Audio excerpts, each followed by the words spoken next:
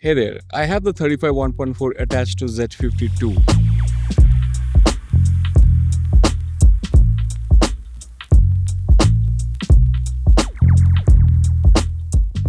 Now, I use the 35 1.4 quite often.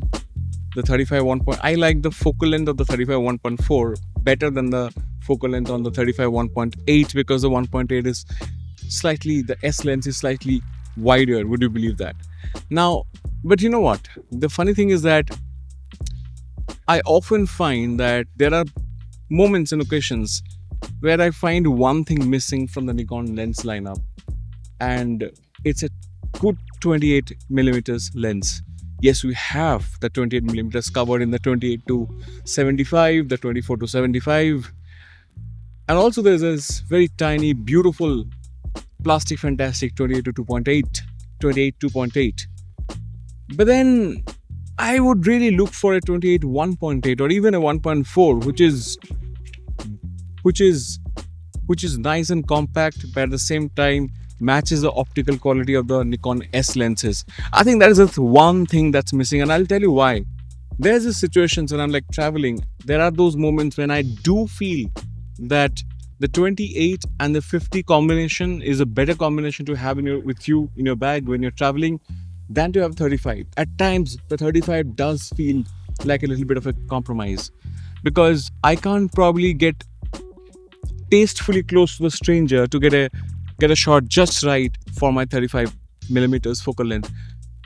But at that point, I might choose to just look at that subject as part of the scene, as an object in the scene, and not try to take a sort of a lifestyle portrait of that person, a travel portrait of that person. Instead of that, take a more landscape approach to photography, where that person is more of part of the scene.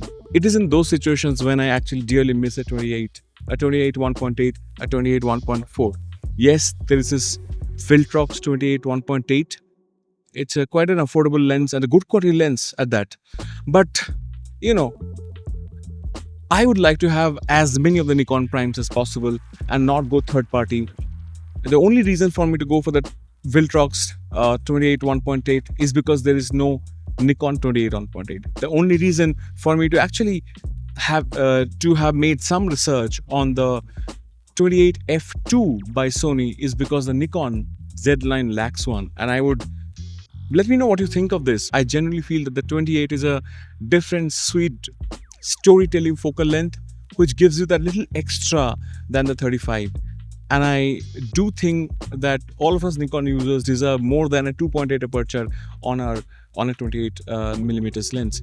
There is this beautiful 28 1.4, very expensive late f mount 28 1.4, which is a lot of people's favorite, but that's an expensive lens. And if I'm going to spend 7 or 800 US dollars on buying a used 28 1.4 f mount, which is also bulky and heavy, adapted to a Z mount, I wouldn't want to spend that kind of money. I would rather spend that kind of money on a new, fresh Z line S lens. So that's my point of view. That's my 2 cents on this matter.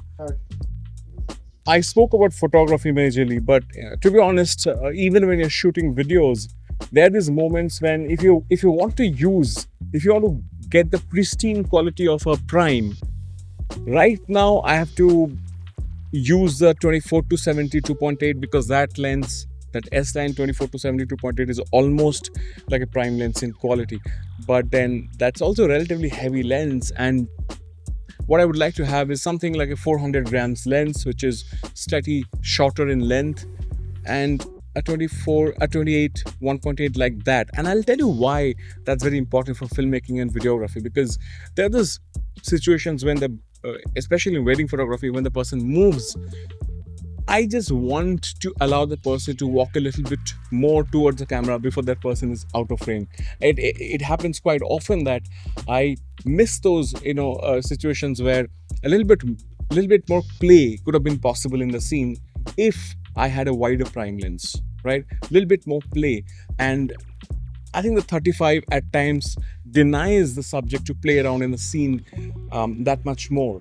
And that's where I think the 35 is not optimum in those certain situations. And anyone who shoots events, especially events and weddings, would, I think, relate with me. But then it's not only wedding and events. There are even situations when you're traveling, maybe inside a temple. There's a beautiful shot, and you want to take that shot beautifully. You want a little bit of low light. At 1.8 really helps. That 1.8 would really help in a closed door situations where you have interesting activities going on and you'd like to videograph that or photograph that. Yeah. Let me know what you think. And what other lens do you think is missing from the Nikon Z line currently? I do think at the wide end, Nikon needs to fill up the gap a little bit more, especially with primes. But other than that, maybe it is time for high quality 1.4 ranges. Time for some tilt shift lenses as well. And what about the f2 omnipotent zooms? For example, f2 28 to 105 or 50 to 150 like Sony or Sigma or Canon have been trying to do. Let me know in the comment section. Like this video, support me with just leaving your comments in the comment section, and help me reach 8,000 subscribers by subscribing. I'm going to see you soon with another one soon.